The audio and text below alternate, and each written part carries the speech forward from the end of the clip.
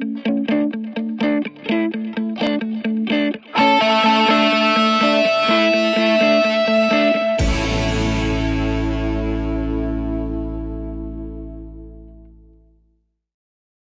में से कितने लोग हैं जिनकी इंग्लिश बहुत अच्छी है, जो पूरे कॉन्फिडेंस से इंग्लिश बोल सकते हैं? सोच लेना, मैं यहां पे बिठा करके बुलवाऊंगा, सोच लेना। कुछ का ऐसे ऐसे नहीं, ये थोड़ा ज्यादा हो रहा है, इतनी अच्छी भी नहीं है। कितने लोग हैं जिनको इंग्लिश समझ तो आ जाती है लेकिन बोल नहीं पाते हैं कॉन्फिडेंस से, अपने आप को एक्सप्रेस नहीं कर पाते? सर फंबल बहुत करता है, फंबल होता है और अंदर से बोलने से पहले ही हमको डर लगने लग जाता है कि अगर मैं आपको यहां पर बुलाऊं आपको समझ आ जाएगा अगर कोई इंग्लिश में बात करेगा, लेकिन अगर मैं आपको कहूंगा बोलने के लिए तो आप कॉन्शियस हो जाओगे। जितने हम फ्लुएंटली हिंदी बोलते हैं उसी कॉन्फिडेंस से हम इंग्लिश में बोलते हैं। उस कॉन्फिडेंस से हम नहीं बोल पाते, तो उस कॉन्फिडेंस से कैसे बोले? That is the challenge. Problem पकड़ में आ रही है ना?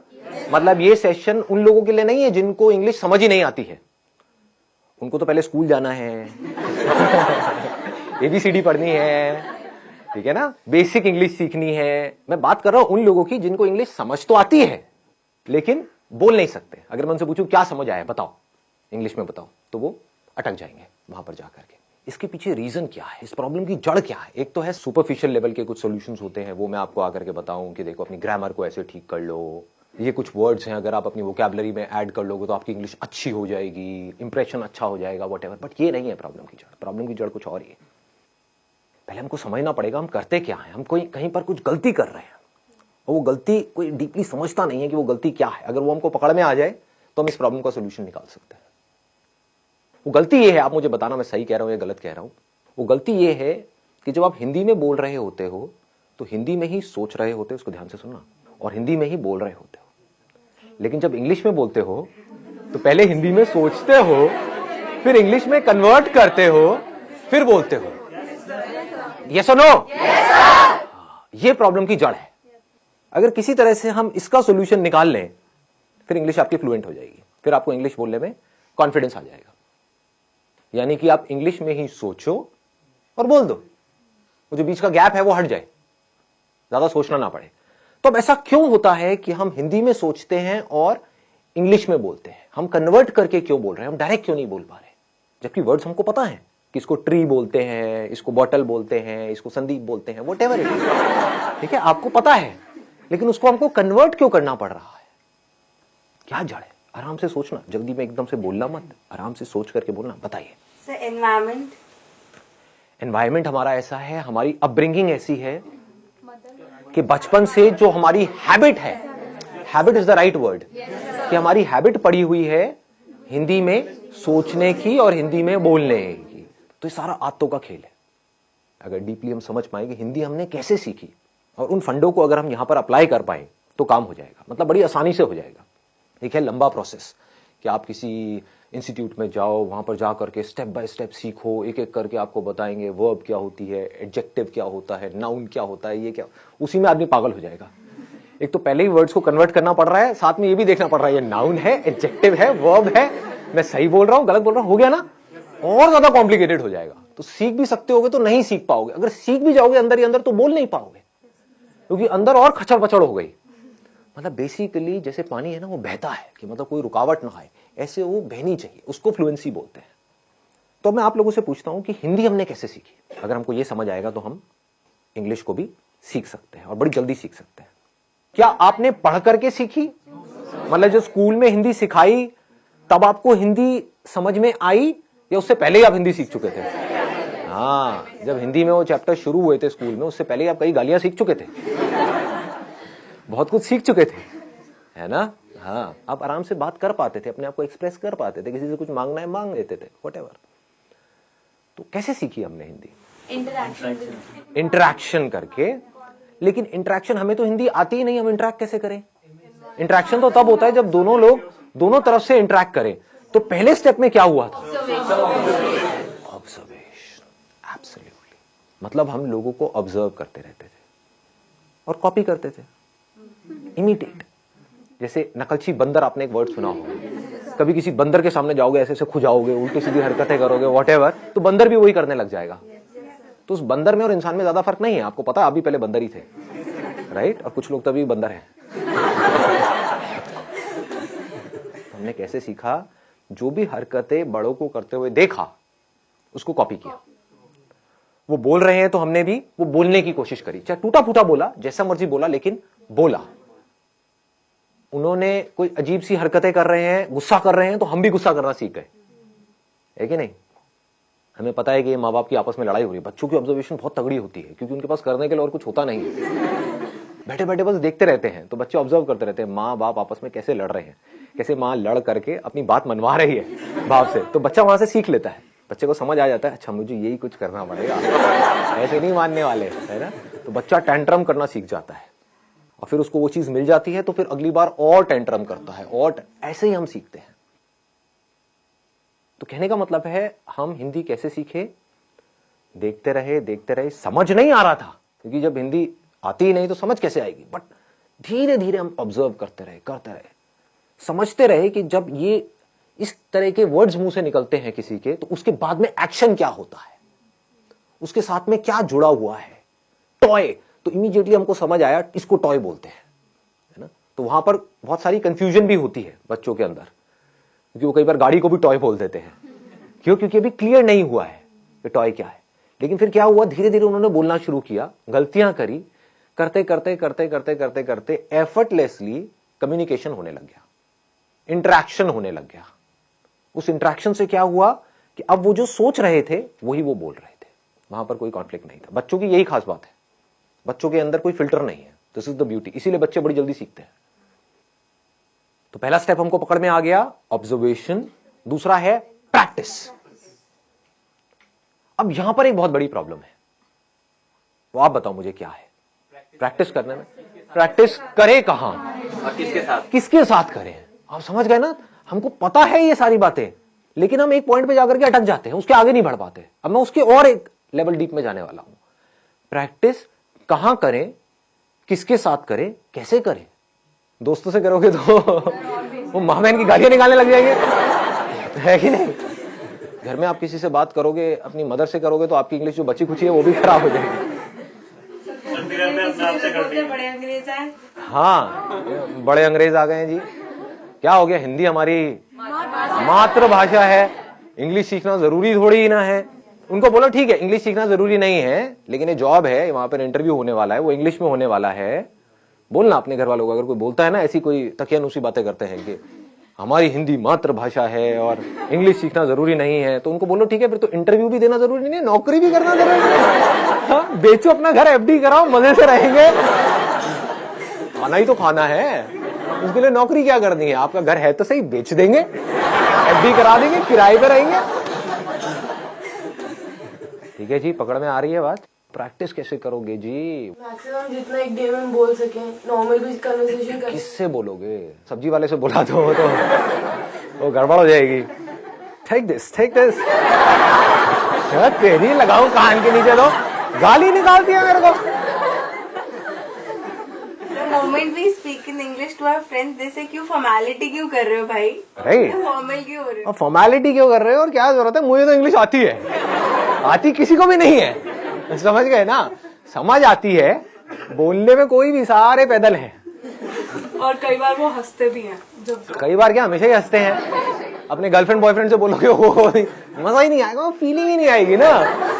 हिंदी वर्ड्स में जो फीलिंग है, इश्क, ये वर्ड इंग्लिश में कहाँ मिलेगा? लव में वो मजा थोड़ी है।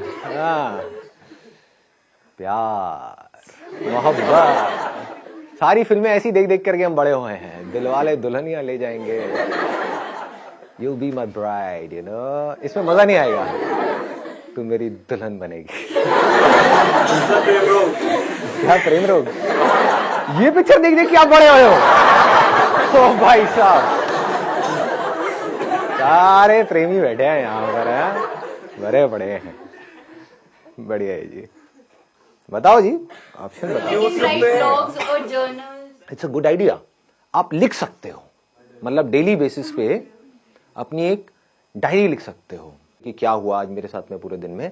उसमें मजा भी आएगा, और उस डायरी को जब आप एक साल बाद पढ़ोगे तो अपने ऊपर बड़ी हंसी भी आएगी, क्योंकि उस टाइम पे जब आप लिखना शुरू करोगे तो इंग्लिश बड़ी कमाल की होगी। ये मैं स्कूल में लिखता था, अब मैं बता नहीं सकता उसमें मैं क्या क्या लिखता था, बट अब मैं देखता हूं तो बहुत हंसी आती है। मतलब कमाल की इंग्लिश होती थी, पता नहीं क्या का क्या मैं बनाता था, क्या क्रिएटिविटी, सारी क्रिएटिविटी उसमें चली जाती थी, है ना। तो this is a good idea कि आप लिख सकते हो अपने जो थॉट्स हैं, सुबह से रात तक जो भी कुछ किया है, क्योंकि लिखने के चक्कर में क्या होगा, आपको पहले सोचना पड़ेगा। सोच करके ही तो लिखोगे, बिना सोचे कैसे लिखोगे। तो this is a good idea. और बताओ व्हाट एल्स। सर हम उनसे बात कर रहे थे जिनको हिंदी आती नहीं। जिनको हिंदी आती ही नहीं है, कैसे करोगे बात? फेस टू फेस, जैसे चाइनीज हो गए या फिर जो भी जिनको हिंदी आती नहीं है, अफ्रीकन हो गए सर। और ऐसे लोग contact. What's your name? Tell me. Chinese से मत करना भाई साहब, नहीं नहीं।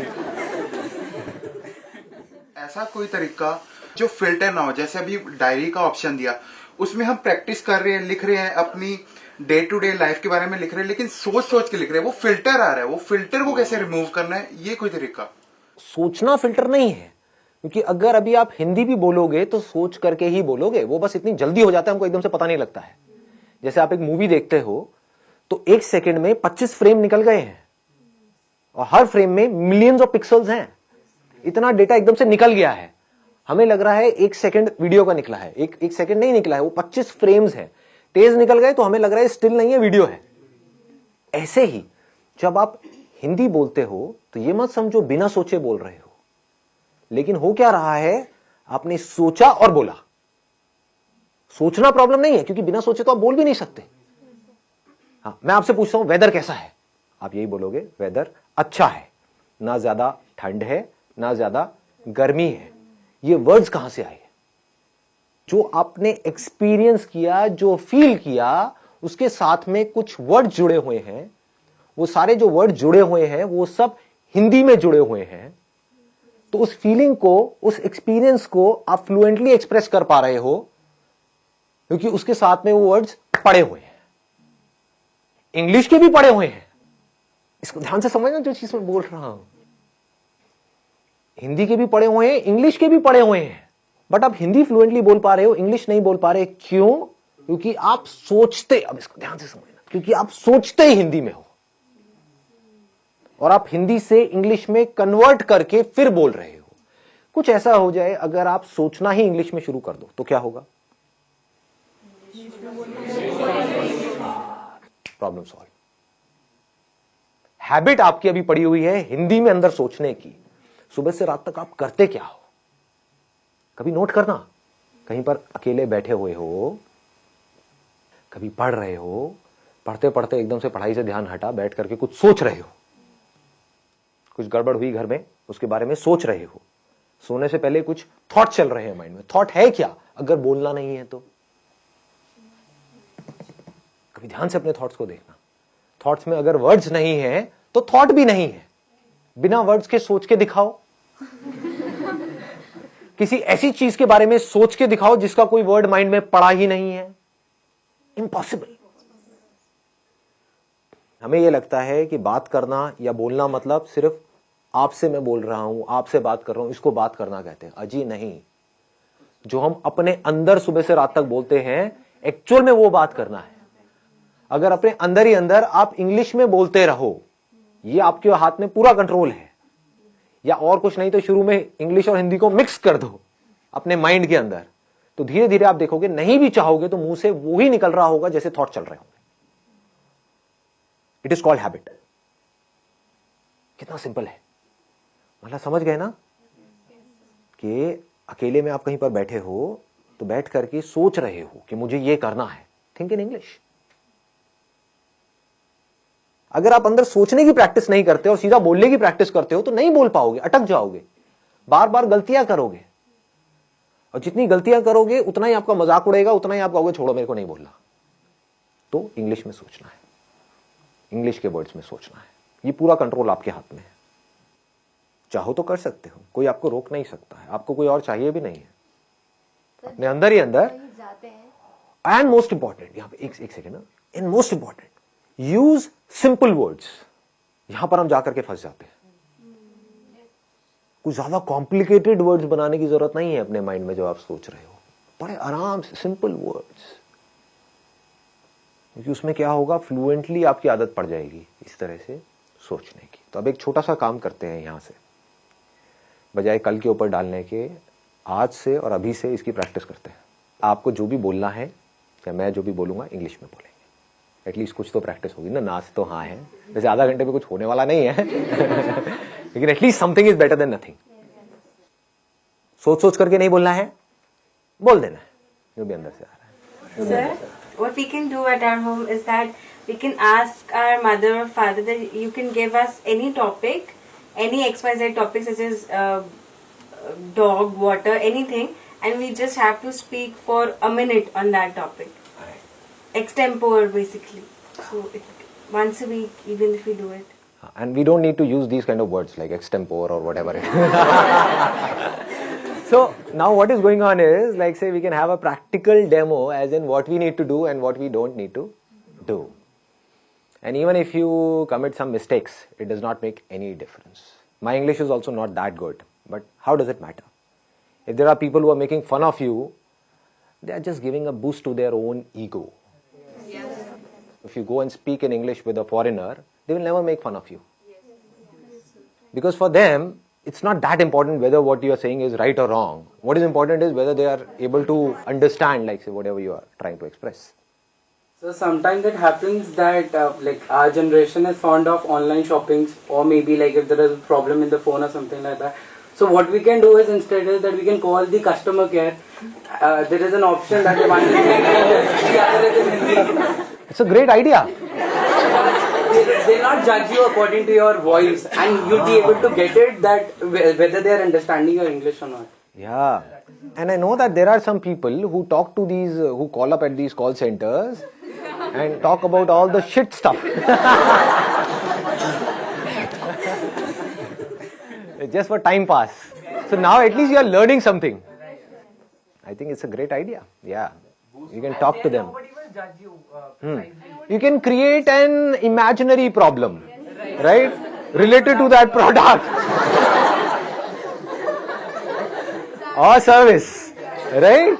Create an imaginary problem in your mind. Oh, I'm going through all this pain and suffering and whatever, and then feel it, and then call up. I'm so depressed because of this product. Ma'am, please do something. Nah. You get to know that whether they are like able to understand what you're trying to. They will understand. They have to understand because it's their job. The job of your friends is to make fun of you, point out your mistakes. This is where you are wrong, whatever. So it's all about right and wrong. But their job is not to tell you that your English is right or wrong. Their job is to understand whatever you are saying and then give you a solution. There are some things in life where you can't afford to be mechanical. You need to put some conscious effort in it. You need to think, okay, what is it that I need to do? There is a problem. I need to figure out a solution. So here you need to consciously think about that particular problem and need to come out with a solution. So when you are busy, just try to understand the depth of this. When you are busy with finding the solution to a problem, you're so busy and so occupied that you're not concerned about being right or wrong. When we are busy in something, then we are not thinking too much about it. For example, you must have noticed, if you're speaking with a foreigner, some of your relatives or whatever, like say they are from UK or US and they've come to India at your home, and you're talking to them in English. Do you see what I'm saying? Now you are so busy in talking to them, you're not thinking about being right or wrong. So if you're trying to find out the solution of the problem which is right now there on the top priority, you would see the whole of the energy is going in finding out the solution. So this English will start coming out effortlessly. These thoughts, these words in English will start coming out effortlessly because this is what you desperately want and need. This is the power of our mind. I'm going in a different dimension, like say, if your mind has to do something, if you are in a situation, for example, if there is a mother and a child, and the mother says, no, I don't have that much of energy in my body or whatever it is, right? But the moment her child is in danger, she will have so much of energy that she will be able to fight with 10 people, all by herself.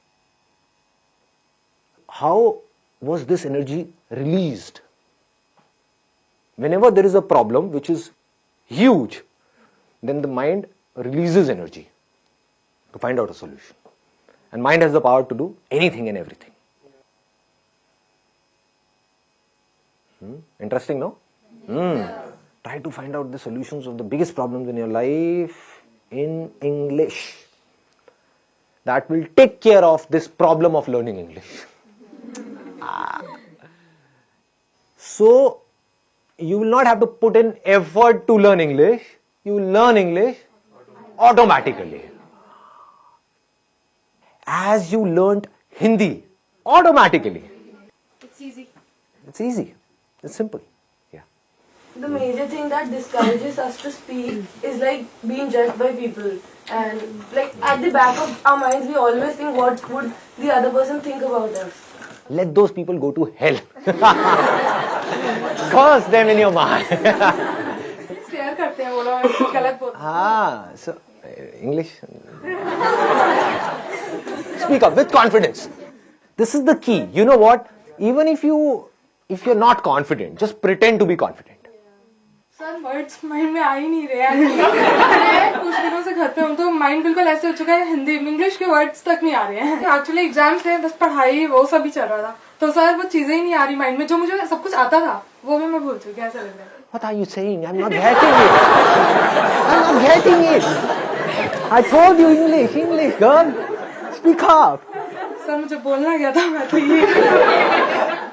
It's okay, no problem. Anything else? I think we stammer or get stuck while speaking because we get short of words while speaking, and then we get short of thoughts also. So if we are in continuous, like we are reading or we are writing anything, so we are not short of thoughts, and consequently we are not short of words also. Right.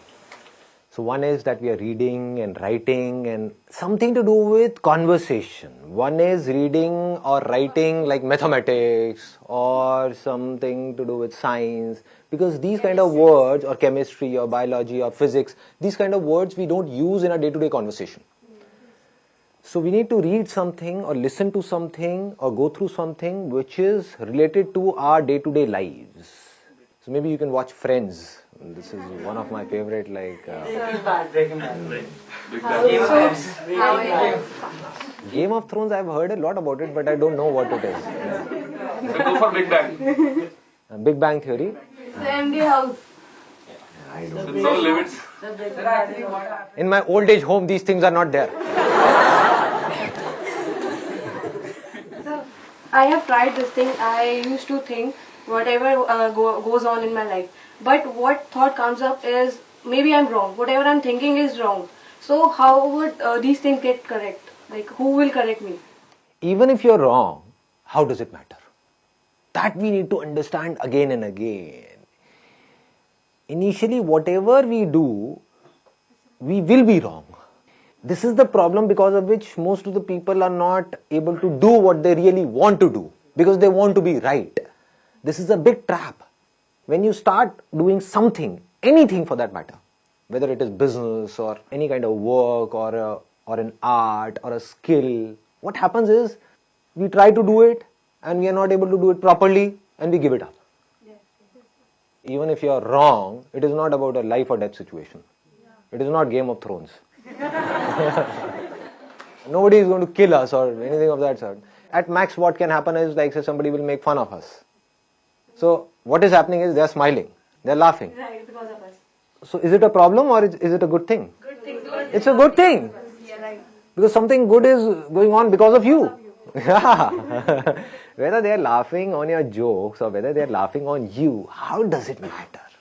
We need to say, okay, no problem, just keep doing, keep trying. I think that is a key word. Keep trying.